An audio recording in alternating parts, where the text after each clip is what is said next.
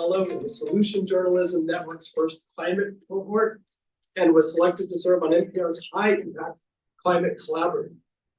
I'll have a question for you about that. I think at the end. She spent her career covering climate change for public media, first interning for IdeaStream in Cleveland and later coming to KCRW from its crosstown rival. I didn't realize there was a rivalry, LAist. Yeah. Okay. We are competitors. Questions about But that? they're lovely people also. We're recording, so Yeah. we have to be careful with this. She's best known to us, however, as the co-host of the Anti-Dread Climate podcast. She's joined by Candace Dickens Russell, who's the CEO of the Friends of Los Angeles River. And together they offer a humble, humorous, and ultimately reassuring approach to climate. This is the reason we invited you. The tone and the attitude and the knowledge combined that's really fantastic. It's something we all need dealing with an existential threat like climate change. And so we're looking forward to benefiting from that approach today. So thank you for being here. Oh my gosh, so thrilled to be here. Can we give her a round of applause? Wonderful. Well, thank you again. So what we're going to do is we're going to alternate questions, and then you are welcome to pose questions back to us or pose questions to the audience. And folks online, she asks you questions. You're welcome to just chime in and express what you have to say as well. But just because we're done for sort of DIY, you're going to have to speak up very loud if you respond. So Maria, I'm going to give it to you first. What's the most important thing for us to know about climate change? What is the most urgent, interesting, or exciting things to you? Oh, wow, that's a really big one to start with.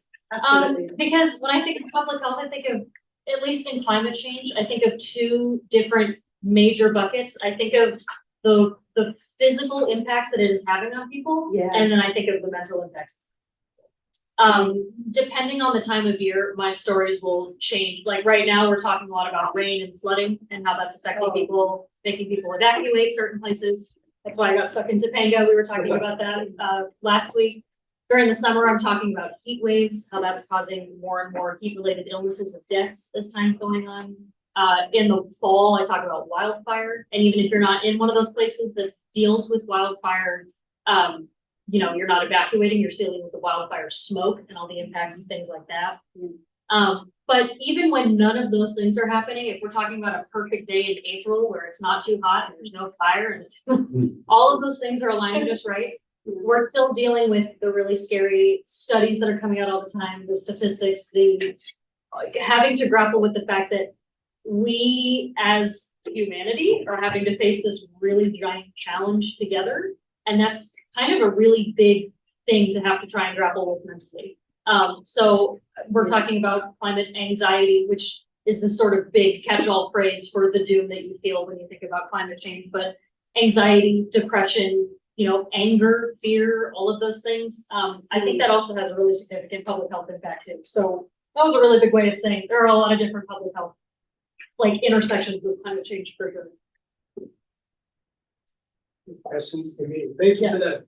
It's easy to feel. And so I guess one of the reasons we wanted you here is that just have like a good attitude about climate change. Like I've been listening to your podcast, binge listening, but I think that was your experience as well, Alvarez, right? If you listen to one post, then you have to go through all of them very fast. Great. But one thing that appeals to me is it feels reassuring when we're listening. And I think you're doing that very purposefully.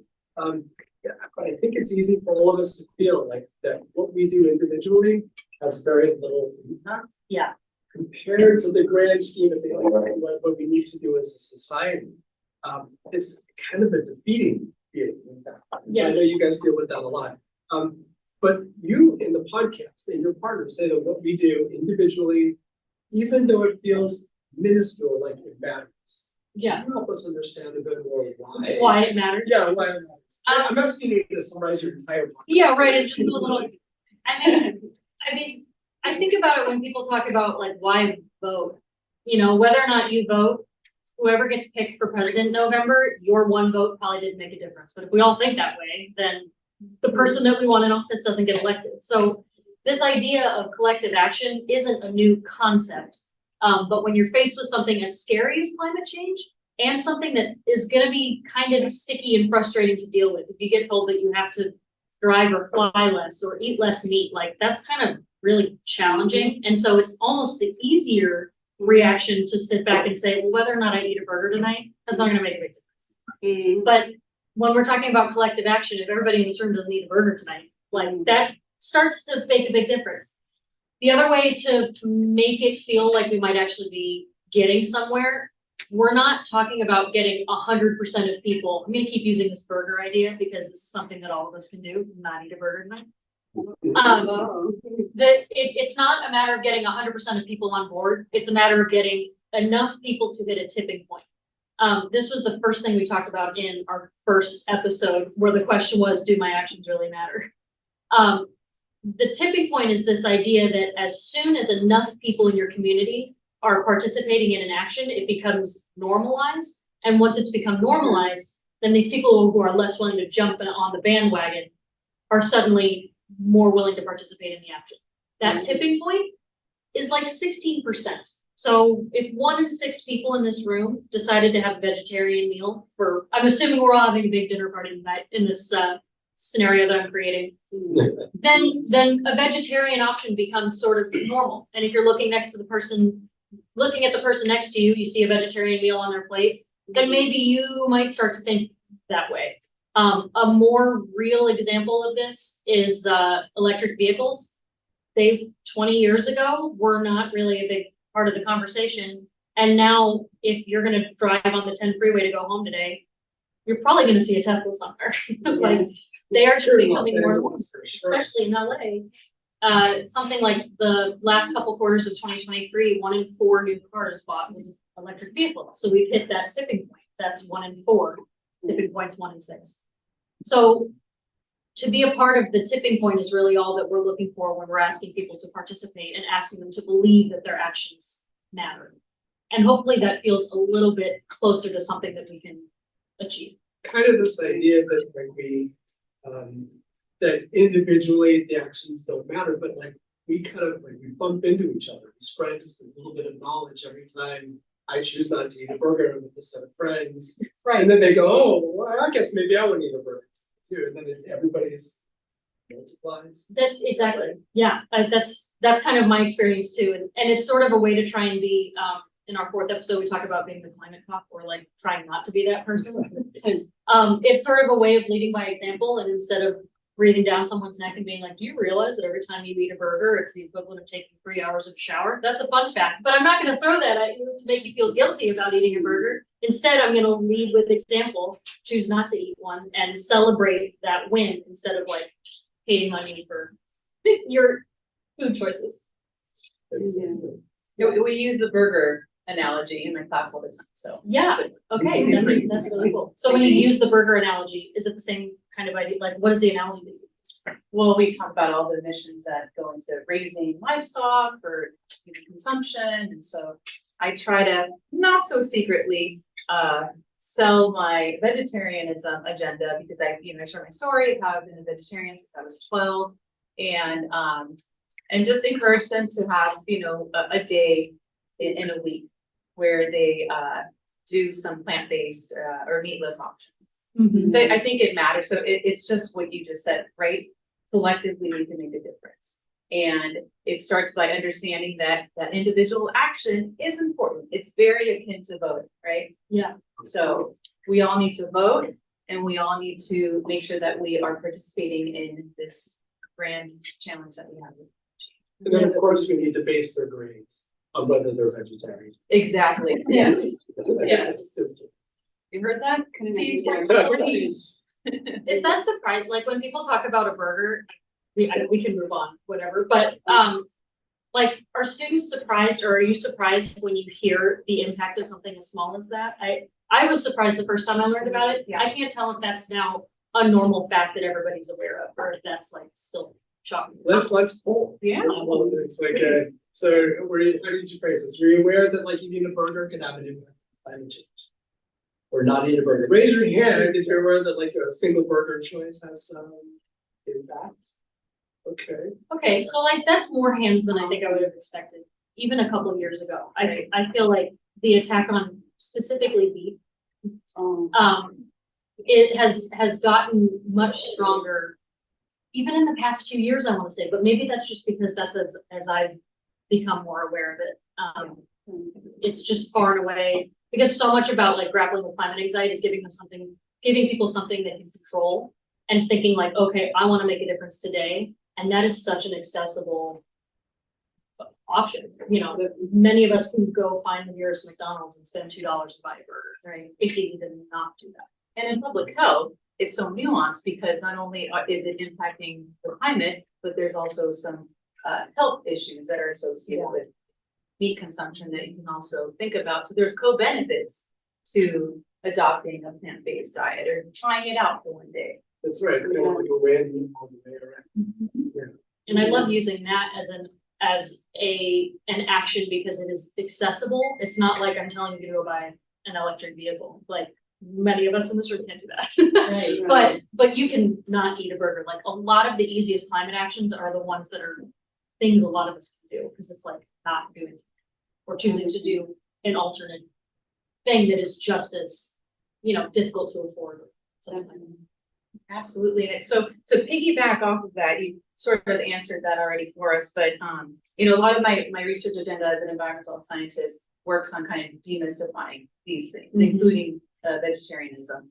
But you know, sustainability looks different for all of us. We might not be able to do a lot of the things that are being advertised for us to live, you know, sustainably. So it becomes in the way I look at it, it's like a balance that everybody has to make between the little things and the big things that are going to impact climate change. So how do we navigate this? How do we navigate choosing between the little things and the big things kind of thing? I mean, I think when I do it, I'm going to speak from personal experience as someone who just tries to cut into my, you know, personal carbon impact as much as I can. It's what do I have the time to do today? Is it a pattern that I can start to implement? Do I have the mental and emotional capacity to start a new action? You know, getting out of a routine is a big ask for a lot of people. Is this a sacrifice that I'm willing to make? Or is it something smaller that I can do in the meantime? Or, you know, when you're looking at, I need to drive fewer miles, that's a big scary thing, but if I can take like a smaller bite out of it, if I bike to work once a week, I do. Now it's 7 miles I'm not driving my car once a week. You know, if I can only handle that right now, that's okay. Like I think a really big piece of it is allowing yourself to be as effective as you can right now. Like we don't solve the climate crisis by a few people doing it perfectly. We solve it by a million people doing it imperfectly. Some really brilliant person said that quote. Can't remember who it was. But you know, just because you can't do something 100% doesn't mean it's not worth doing it 60% or 15%. I don't really feel like I answered your question. No, you definitely did. Okay. And one of the things I love about your podcast, like your awesome connection and chemistry with Candace as well, is you're so honest about these things, right? You're giving us a short snippet into, you know, the day-to-day of navigating these things. And sometimes you don't reach your goal, and that's okay. You know, you try the next day. So you have these really real conversations, which I crave. Yes. I think because it's so easy for environmental, I don't know, activists, advocates, journalists to be kind of holier than thou and, you know, say, well, I'm good at doing this. And if only you were as capable as I about blah, blah, blah.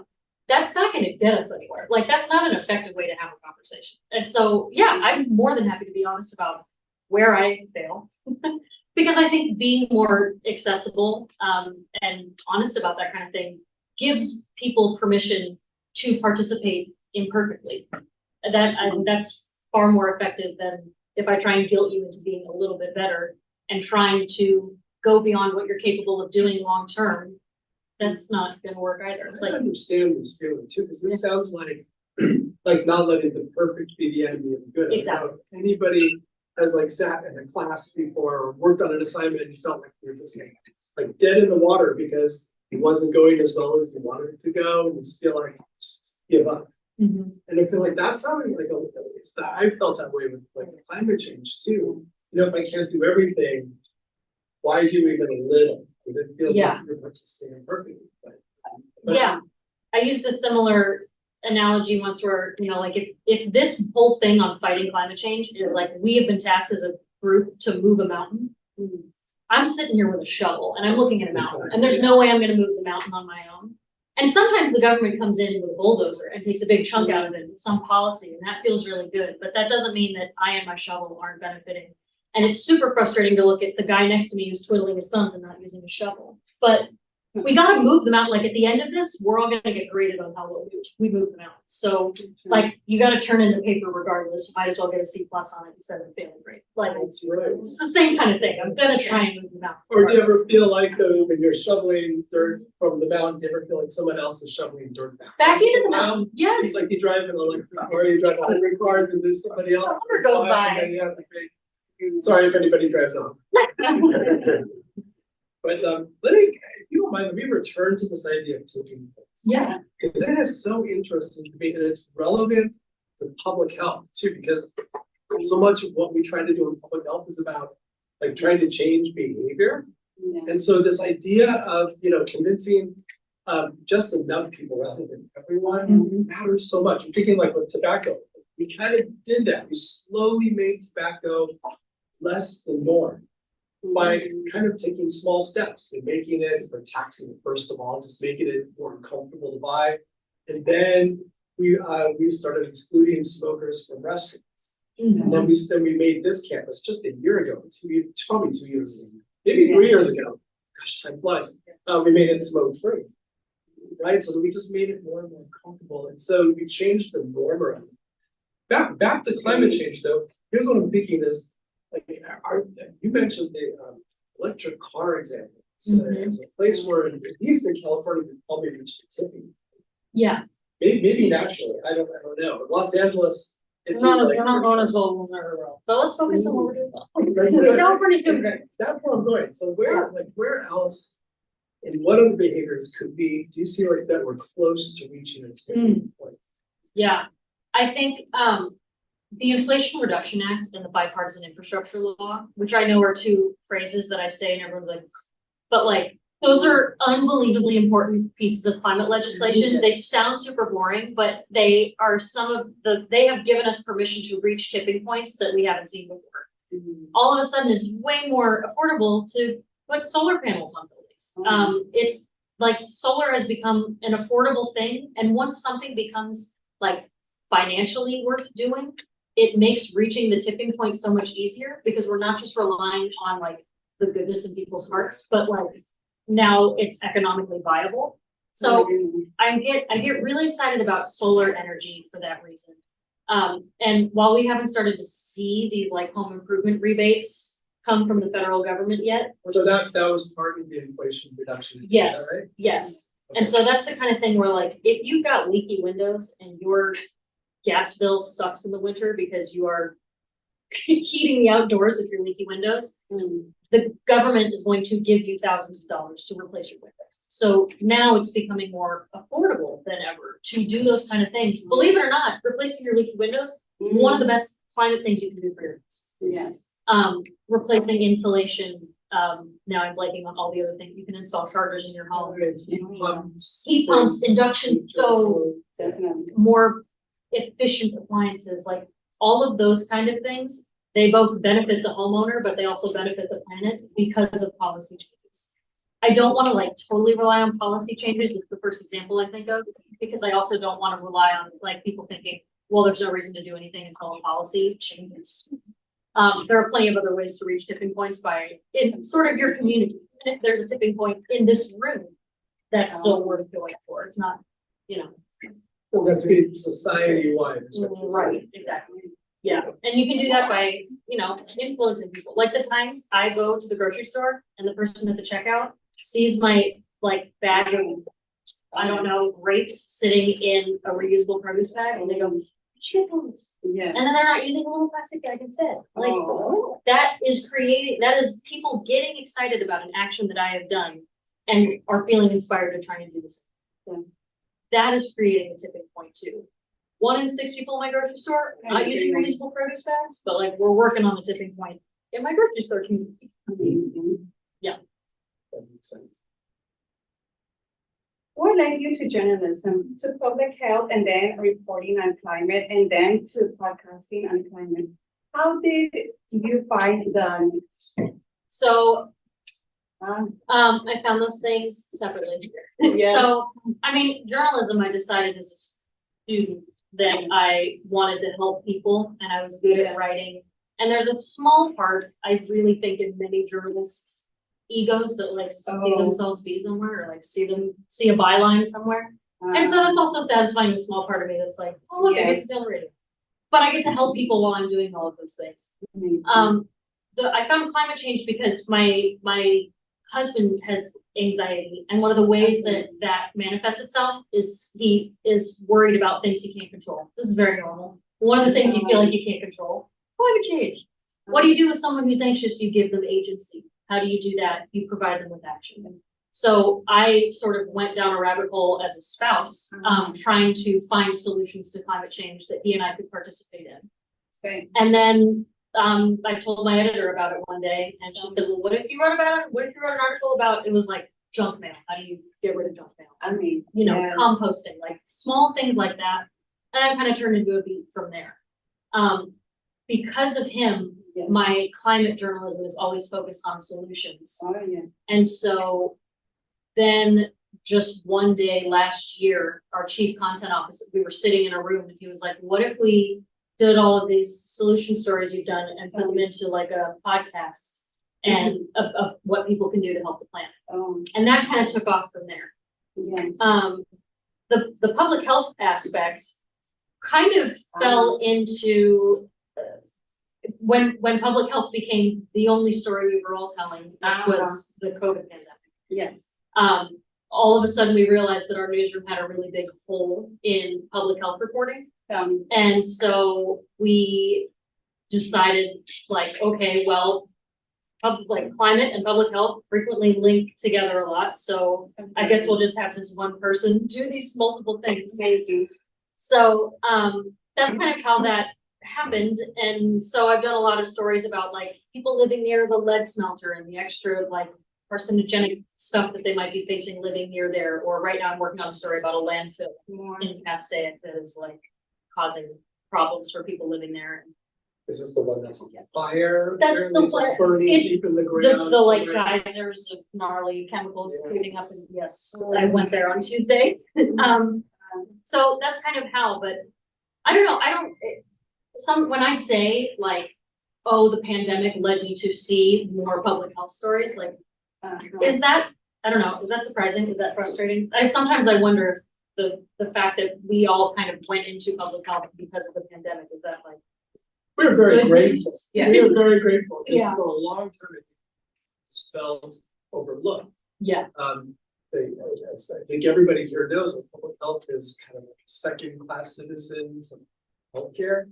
Yeah. So, we just don't have the funding and the capabilities to message about public health. As much as we work at like a community level, I think we work at a very small level with a lot of the jobs that students will get, like leading, will be doing things like as a health educator, with like, 10 diabetes patients at a time. yeah, So it's like kind of small gains. So when folks like you, yeah, jump into the public health sector, it's like, finally, these stories are getting told. And unfortunately, it was driven by a pandemic. It's a pandemic to do that. But the intersection, like climate and public health, it's to folks like Dr. Alvarez and Maria and myself, like we see those connections. Public health is a bit new to climate change. Like we haven't sort of seen it specifically as a public health issue. We've kind of been, you gotta stop people from having diabetes, stop them from smoking. And we're just now emerging into this larger kind of like, what can we do at a societal, political level to improve people's health? Climate is that place, like it's the ultimate health challenge in the next 20 or 30 years. So Yeah. we're very grateful that this Yeah. realm and are connected thoughts. Do you feel like when I think of major beats that sort of relate to public health, I think about like wildfire smoke and heat, like natural disasters. I think about mental health, like climate anxiety, what are, like, are there beats that you think I am missing? Are there things in public health where you're like, I just really wish the journalists would talk about that, something like that? I'm kind of, I know there are other faculty in this audience too. I don't want to take away from the folks here, but I know we've got several faculty that might have their own opinions about what needs touching on public health. I mean, this is like, I was thinking as a little bit of a detour, but I think you're asking for a little bit of feedback. Because I also, it's either that or when there is a study, a new Stanford study release says that X amount of people are, you know, like we crave the studies that has some sort of stat that I can then like find a real person to characterize the thing. Or, you know, it's hot outside, go tell a story about how it's hot outside. But, you know, what am I don't know, just good over this. I have some thoughts. Okay, now, but you're gonna have to speak very loudly so everybody can hear you. Oh, yes, okay. Save your voice. All right. I'll fill in for you. You're pointing out, I think very interestingly, so there's a lot of common ground, public health and environmental justice or environmental change. But I also had the thought as I'm listening to you, one other way that individuals can make a difference is not just changing their own circumstances, doing the right thing climate-wise. It's by organizing others. Yeah. And by impacting public policy. It wasn't just people individually telling others to stop smoking. It was organizations like the Lung Association. They were raising money, sending out that ad on Santa Monica Boulevard that had the numbers changing every minute. The number of people dying from cancer. It was some legislators in Congress that finally said, okay, we gotta fight the cigarette lobby. And so I think there's a lot of public policy and where we have to go, and that's the thing that people are interested in. And you don't think, well, I can't do too much by yourself. Okay, you can. Do what you can, but now join environmental. Yes. Yeah. Give money if you've got some money. Give talks in the community. You need more people to understand this stuff. It's not just individuals. Building this, however, critically important. That is, the last thing I'll say, the relationship between public health and climate change is they're both very abstract. Yeah. They're both very broad. It's not like saying we want to get rid of diabetes. You know, there's a tunnel there. You know? When you start talking about public health and all these things, it's hard to get people to really focus on public health. And I think it's hard for people who believe in public health to get what is it to explain to people the fairly simple way of saying this is what public health is. And it's similarly with climate change. This is climate change. This. Kind of do more. You know, the message is good. Yeah, both of those things I had thoughts on. The one where you talked about organizing, when we did our episode on plastics, I talked to State Senator Ben Allen, who he is really involved in trying to curb our plastic waste. And when I asked him, like, well, people who are feeling helpless about the fact that no matter how much I don't buy plastic, there's gonna be plastic in my gutter, what do I do about it? He said, the kind of, like, he benefits from people who show up and like call his office, or people who like show up to public town hall things that he does and speak into the microphone and saying, this is a problem I have. Or people who join the sort of like, not plastic advocacy group, but you know, anti-plastic group, who help draft the legislation or come up with the legal arguments for something that needs to happen. Like those are ways to participate and be part of the collective action that works. And then the idea about the climate and public health being so abstract, that is one of the biggest things I struggle with, because like we're in this room, there's really nothing in here that you can see except the front of your books that has the little blue and red line. That tells you that the climate is changing. We can come into a climate controlled environment and all of a sudden it's not visible. I mean, public health can be a similar thing. You might develop lung cancer because you smoked, but you might just develop lung cancer. Like and you might smoke and never develop lung cancer. So it can be really frustrating when there's not a very obvious cause and effect. Or right now, the cause we're gonna see decades down the line.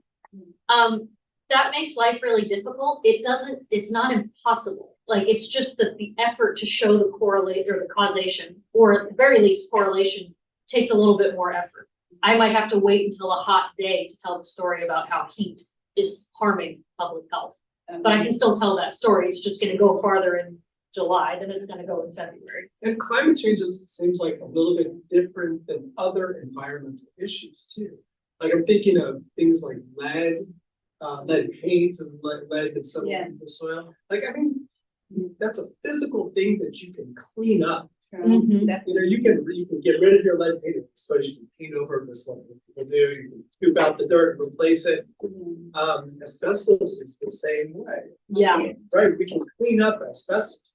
But climate change, we don't have like a broom. You just sweep it up. Like, it's not physical of anything, like, you know, I mean, it's carbon in the atmosphere and other greenhouse gases, but it's not something we can currently like clean up. I mean, I think that's one thing that makes climate change just feel almost unsolvable, because it's just so much further and further distant, and you can't touch it. And we're not even at the point of cleaning it up. Like, the goal now is to stop making a mess. Like, we haven't even stopped throwing trash in, you know? And so the idea of saying, well, we need to be able to sprint a marathon, and right now we're hardly able to walk to the door. Like, we still have to learn how to walk to the door and start jogging. But when the task in front of us is run a marathon, we're like, well, how are we gonna get there?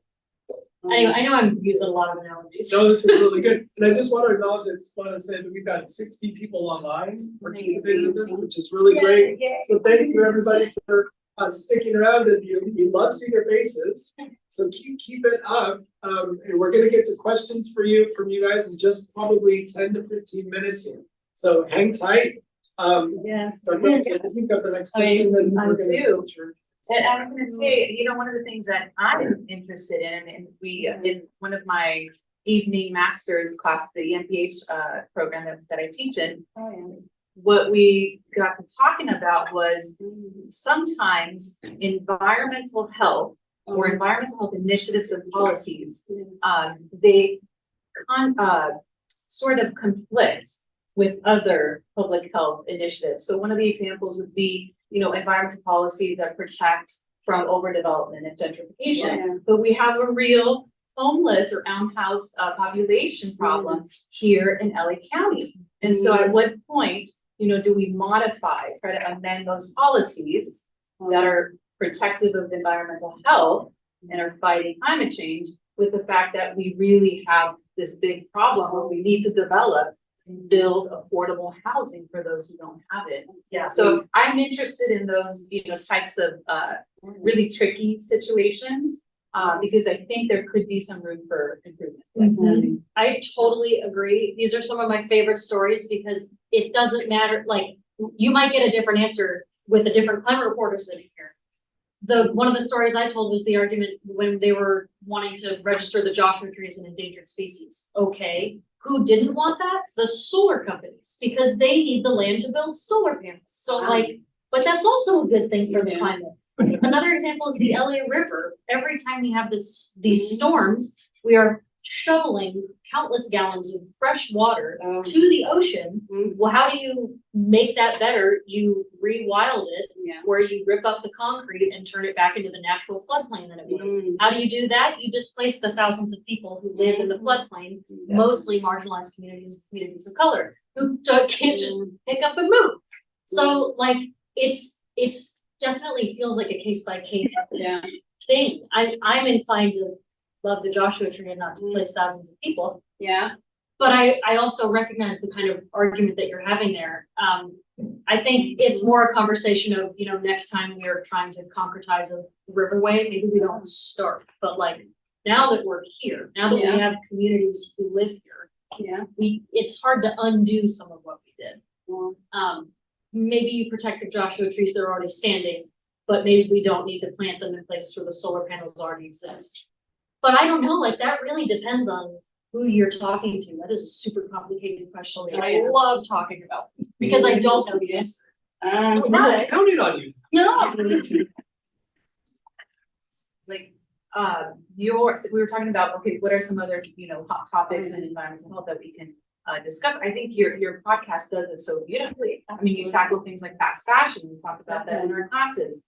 Is electric even better than anything else? And then lastly, a very pressing question in the 21st century for perhaps a lot of us is, should I have children? Yeah. And what are the, ramifications of that from a climate perspective? And you tackle that in your podcast. So I was wondering if you could maybe touch a little bit on the creative process for how you choose those topics. Yeah.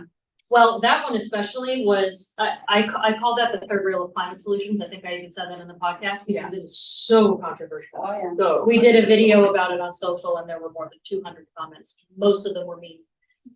Because it's like, as soon as you talk to someone about reproductive rights, you're like, why are you touching your reproductive rights? I'm not. I'm just saying it's a thing that I'm struggling with and other people are too. And we should be able to talk about it so people feel free to like be comfortable saying that this is something they struggle with.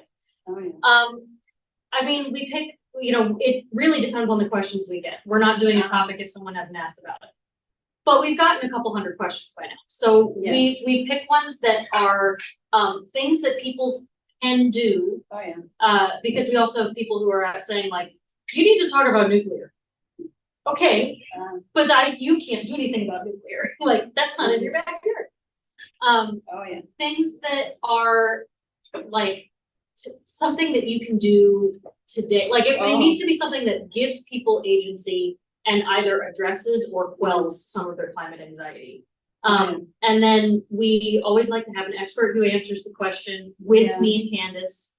And I usually pitch the idea because I'm like the keeper of the master sheet of questions, and then Candace will say like, I think that's a great idea, and here are 3 people who would talk brilliantly on it. She's so cool. Or sometimes she's like, this feels way too big, and I don't think there's a way that we can effectively answer this question. An example was when I said like, I want to do one on the Inflation Reduction Act and what you can do in your house. And she was like, if you live in Wisconsin, what you can do is different than if you live in California. Like trying to do a recycling episode, county by county, the rules are different. So it also has to be something that is general enough that everyone can take something away from it. Those are kind of hard. Like I said, 200 questions, we're narrowed down to a few dozen now that actually check all those boxes. That's awesome. Thanks for sharing that process. I'm gonna give you the last question, but then did we pick up cards from folks if there were questions that maybe you want to pick 1 or 2 of them and bring them over this direction, or you can read them out loud yourself. But after Maria's question. What gives you hope that we can successfully address climate change? I feel hopeful because I see it happening every day. I don't, when we talk about addressing climate change, like we are doing it. I don't necessarily think, ooh, and we're gonna hit that 1.5 degrees Celsius thing that we're all supposed to hit, but I still feel good watching the fact that like in my lifetime, it has gotten so much better. And even though it can be scary and there are new articles all the time to try and challenge my optimism, there's really nothing that is capable of taking away my like joy at knowing the fact that I get to be the generation that like watches us do it. Like that's really cool. And like it's really scary, but like even, I was born in the mid-90s, like it has changed so much since then. And so then thinking about how much it's gonna change by 2050, like we're really gonna ban new gas powered cars by 2035. That's a wildly different world we're gonna live in. If like United Airlines is legitimately gonna be a carbon neutral airline by 2050 and I get to watch that. That's really cool. That's the kind of thing that gives me optimism. Like there are these goals that we are actually making progress toward, even if we don't hit them all, we're like getting closer. And that's really cool. Amazing. Yeah. Is UN really doing that? So we were saying That's- they're gonna yes. climate neutral? And without using carbon offsets, which is maybe a future episode, we'll see. Which is really hard to do. Kind of cool. Just to put a little plug out there too, we have a QR code here in the room. If you'd like to subscribe to their podcast, you can walk over to the desk over there and take a picture of the QR code. and subscribe. They have a new episode out today. Yesterday, Oh, it's- every Wednesday. This one is about anxiety. So, Literally, like, if you're feeling dreadful, Um, so was our listener, and we talked to a therapist about it. Okay, any questions over here that we'd like answered? Raise your hand if you have a question on the index that we gave out. Does nobody have a question? That's okay too. We got a lot of questions. Oh, here's one. Okay, so Naomi, why don't you read that on behalf of? But you gotta do it all. Yeah. Or you can bring it over here. Come on down. Oh, yeah. I guess I read it, okay. Ooh, okay, this is about greenwashing. Great. Love it. Yeah, how is greenwashing hindering our progress on climate change? That's a really interesting question. Yeah, it's hindering because it's misleading. I think there are so many people who are really well-meaning and want to do the right thing, and there are plenty of companies who are capitalizing on that kind of thing. It's also companies that say they have goals and then they're kind of vague. Like if they're like, well, we are working toward being a closed loop system. Well, what does that mean? What year are you gonna do that by? And how far do you have left to go? Like, but someone might read that and think, well, that's great. I think I can then go ahead and buy from Zara. I'm naming that because it's a fast fashion company. But, you know, I think that makes it challenging, and it also it makes, like, a lot of the folks that are greenwashing are also trying to pitch like using a product that makes it so that you can continue living your life comfortably, even if it is hindering the climate. And so if you just buy their product, then you'll be able to keep doing what you're doing. But really, like, that's not actually the way we need to be thinking about it. So it's hindering because it's misleading. It is not, it's challenging. What's the way we need? You said Yeah, that sort of, yeah. putting us to change our thinking that we can sort of buy our way out of this, Yeah. right? We buy different products or more products, that are just friendly. Right. That's, what's the way we should be? I mean, like, simplify.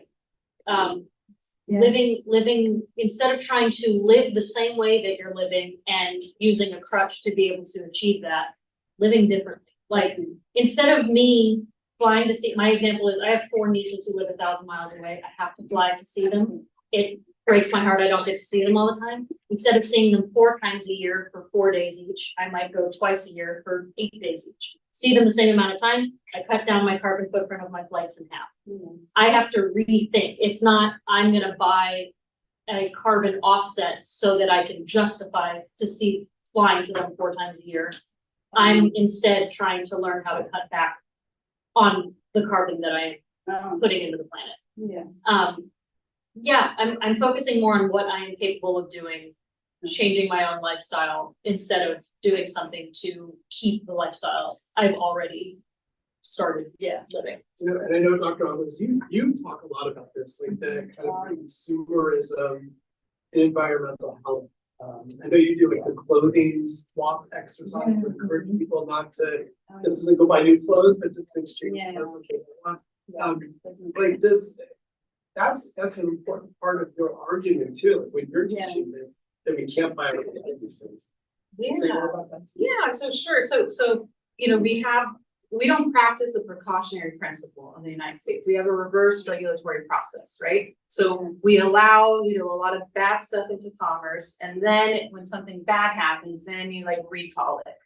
So in European countries, and even in some developing countries, we see the precautionary principle being practiced. So because sometimes the government is not always looking out for us, and we can't, just like you said, Caleigh, we can't wait for policies to be enacted to, you know, have our backs. I think my argument is, you can challenge me, of course, is that we have to do our best to protect ourselves. And so, you know, on my agenda, I have these community science tools and apps where we can learn about our products, to find safer alternatives. We have ways of collecting data on exposure communities and training community members to do that themselves. And then what, you know, I pilot these things, right? But it's challenging, right? Selling these ideas can be challenging because it could be uncomfortable Yeah. to modify your lifestyle to do this, right? So the clothing swap, I bring in a clothing rack, every student brings in an item they no longer use or need, and the idea is that we can trade. And I got a student's shirt and I love it, and I wear it sometimes, and it like brings us together as a community, and we're also practicing sustainability. So I like these little things. I also do bigger things in my personal life because I'm willing to do it. Yeah. I'm able to do it. Oh, yeah. But I never lose sight of those little things, because Yeah. I think they're so important. Yes. Yeah, I told that, my example of that is the buy nothing groups. Have you seen this? Yes. Love those. Yeah. And the idea that if in your neighborhood, there's a chapter on Facebook where you are connected with your community members and you can say, in search of, an example for me, yoga mat. Decided I wanted to start doing yoga at home, didn't want to buy a mat. And so like, instead of immediately thinking I'm gonna go on Amazon and type in yoga mat and pick the cheapest one, I went to my buy nothing group and said, does anyone have a yoga mat? And someone said, yeah, this one's in the back of my closet, I've never used it, it's still in the plastic wrap. Got that for free, and that's again, didn't cost me anything, just walked over to that lady's apartment and got like, it's just a matter of rethinking everything I do. If I'm gonna go to the grocery store, okay, I need rice, is there a way to get it not in a plastic bag? If I need a new pair of jeans, is there a way for me to get it? Can I buy one instead of 3 for the same cost, but it'll last longer, or can I get it secondhand, like, just every time I do something, I'm sort of questioning the way that I do it to see if there's a way to do it in a more climate friendly way. Oh, Absolutely. Yeah. We have that's, I think this is actually, listening to you speak, and I like what you said, it's like, I just have to rethink everything I do. I mean, I know that's, All you gotta do it. Like my pulse started racing. yeah, Just thinking about that, because it's true, but you're giving us like examples of cases where it's not hard to do, it's just you gotta take a second to pause. Yeah. To do it. and you're right, like, as soon as, if you hear me say, all you gotta do is rethink everything, you might hear that and think, I do that right now, but like, okay, don't, but maybe you could rethink your next grocery trip. Just that, and just focus on that first. And then like, once that's comfortable, then you think the next time you need a new pair of shoes. Yeah. Like, I've just done it piece by piece, and I gamify it. My other thing is like, how little trash can I produce in a week? I produce about this much a week, and I love making it smaller and smaller and smaller. Like, that's fun. Yeah. I bake bread now, so I don't have to buy it in a plastic bag. Like, that was a fun new thing to try. Yeah. Probably not gonna stick with that, but for now, it's good. Oh, yeah. So, I'm curious, just from the crowd really quick, before we get to online questions, I mean, has anybody else used to buy nothing groups? Raise your hand if you used a buy nothing group. well, there we go. Yeah. So there, that might be a takeaway from They today. have exploded since the pandemic. I did a story on them in like 2021, and they had like tripled in chapters from when they had started less than 10 years before. I mean, they are just taking off. Do you have to be on Facebook to participate in one? Yeah, How many of you are on Facebook? Yes. if you're about to tell me I'm wrong, I'm so ready to go. Oh, Okay, no. bummer. But if you don't, if you're reticent to get on Facebook for whatever reason, no problem. You could consider downloading Nextdoor, because there's Yeah. an equivalent on there, you don't have to have a Facebook account. Same thing, somebody has an extra, unique plate that could be used for a party or something, they'll post it. And you can, pick it up, meet them, pick it up, and it's free. Bring more. Very sustainable. And it's a great way to get rid of your stuff Yes. without throwing it away, so you're not increasing your burden on the landfill. Yeah. And I mean, the stuff that people take, I'm like, hey, I have this half-finished blanket that my husband started knitting 4 years ago. Yeah. Here's the rest of the skein and the half-finished blanket, and someone's like, I love it, it's gonna be my dog's blanket. Great, she finished it, took a picture of it, sent it, like, that didn't go to the landfill, that was never gonna get finished. So cool. Yes. Love it. Yeah. Okay, we have questions from online. Are you posting the question? Yeah. Okay, all right. We're gonna go with the famous question first. Could you comment on the issue of insurance companies no longer underwriting home insurance in California, citing climate change risks as the main factor? Is anything being done by the state legislation to address this? I mean, there's the FAIR Plan. Yeah. Have you heard about the FAIR Plan? No. The California FAIR Plan is essentially, if no one else will give you insurance, the state will insure you. It's super expensive, but it's sort of like in a lot of situations, the only thing you can afford. Topanga is a great example. Yeah. There are a lot of people there who are just on the state fair plan.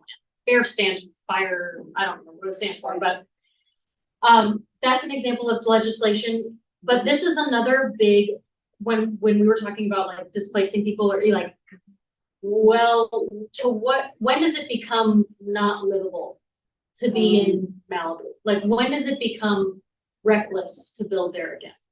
That's a really big, scary question. And if I were the person who's lived in Malibu since 1960 and my home burned down in 2018, and I asked that of you, you could easily say to me, are you kidding? This is my community. Like, that's a really hard, sticky thing. But it's also like legislators are having to deal with the question of like, does it financially make sense? Is it safe for our constituents to be, again, using something so that we can continue living in the way that we lived before? Like, the reality is climate change is changing the way that we have to live. Home insurance is a really good example. Oh, yeah. Good answer. Okay, this, I knew there was gonna be a Taylor Swift. I was gonna Generated by, let's just say Taylor Swift. Which, how can we ensure accountability for such emissions from high profile figures? They're flying everywhere, private jets. Yeah. Yeah. I don't know about you guys and your private jets. Yeah. Don't take the first. Private jets are one of the things that frustrate me to no end. Something like, some stat I saw recently, a round trip flight from LAX to DC on an economy 737 seat is the same amount of emissions that a person under the Paris Climate Agreement should create over 7 months. That takes 6 hours. Now imagine just one plane, not 300 seats in it, but just one lady driving somewhere. That's like, this is someone who has the financial means to not emit that much. So like, that's not a really difficult argument to make, that like, you don't need to take a private jet far, far away. In terms of holding them accountable, like, I don't know what I do other than like, we be vocal when we see things that we don't like. I don't know how, I don't have Taylor Swift's cell phone, like, that's sort of the best thing I could think to say, but yeah, that's what I would And say. just calling it out. Yeah. Just kind of pointed out that this is someone who could find ways to support doing things in a way that's like less carbon intensive, but they're making choices doing this very carbon intensive. And like, she can afford that choice, like, it's easier to call someone out like that than, call someone out who is choosing the packaged processed food that comes in plastic because she's a single mom of 3 working a full-time job and has to get the food that she can prepare quickly. Like, it's easier to, get mad at Taylor Swift, don't get mad at the mom. This is kind of back to like the shoveling dirt from the mountains. Yeah. When you see, we're trying very hard to shovel dirt away from the mountain, and Taylor Swift comes by and just dumps a bulldozer. Yeah. Dirt back. That's what it sort of feels like today. And then I can't remember if I'm wrong, but I feel like I remember her saying like that her flight is getting offset or something. But then we can make an argument about offsets, and like, that is again, somebody choosing to try and buy their way out of emitting, when really the right move would be to rethink the way that she's participating. Okay, we do have one more question online, but I want to be cognizant of time too, and give time to your tradition, which was we take a group photo at the end of the event. We'll have everybody online be ready with your books if you've got them handy. If you're ready to turn on your cameras in a few minutes, we'll take a group picture together. I assume PA to say will help us with the photograph. Okay, last question though, if you're willing to comment. Yeah. California has not passed the law. Why has California not passed the law banning plastic bags? Well, there is actually a bill working its way through the legislature to do exactly this. Because you've noticed that, remember when the bags got banned in 2010, and then all of a sudden all we have are just sticker bags that we died for? Okay, there is now a bill getting passed that they're trying to pass that would essentially get rid of that loophole. So there are people working to undo that. But any kind of bill where you're like, this feels obvious, like there's a lobby. There is the oil industry, plastic is made by oil. The oil industry is going to lobby hard to make sure that this doesn't happen. even things that seem really simple, there are so many Yeah. very loud voices, with a lot of money that are trying to make sure that things don't happen. But my thought here is, it might be happening, like they're trying right now. And in the meantime, you know, we send a message to the markets, right? And we bring our own reusable bags, and we're Yeah. not gonna partake in that. And here are my bags. And so Mhm. eventually, you know, I believe, you know, Yeah. markets have to respond, right? Yeah. And if we collectively think about how important our little piece in this tragedy of the commons is, then, you know, we're sending that message. Yeah, Mhm. vote with your dollar. Yes. Mhm. And vote on your ballot. Yeah. There you go. Just one foot about our book. Yeah. Talking about flying. Yes. She made her reputation in part Oh, yeah. by refusing to fly a plane Yeah. to come to the United States. Yes. She took a boat, like a Yeah. little boat, went out and Yeah. Well, she's practicing what she teaches. Yeah. It's probably also the reason why she's not joining us in person. It's everywhere else that person voted. Oh, yeah. And she didn't allow it. Yeah. For her. Yeah. It was all over the papers. that she was thinking Yeah. the vote was- Yeah. That's right. Well, I Yeah. think we're basically at time here before you guys pack up your things and go, just hold your seats for a second. So first of all, I would like to thank our guests Yeah. for being here today. Katie Wells, thank you so much for joining us.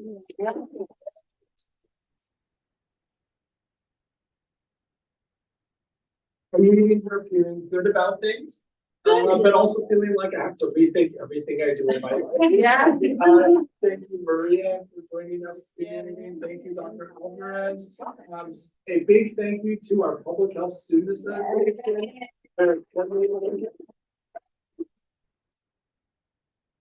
They've been helping distribute books, and they've been helping advertise this event, and booking rooms, and all of this. Yeah. Thank you, everybody online, and don't disappear, because we're about to take a picture, so turn, I see that, okay, now this is where it's fine.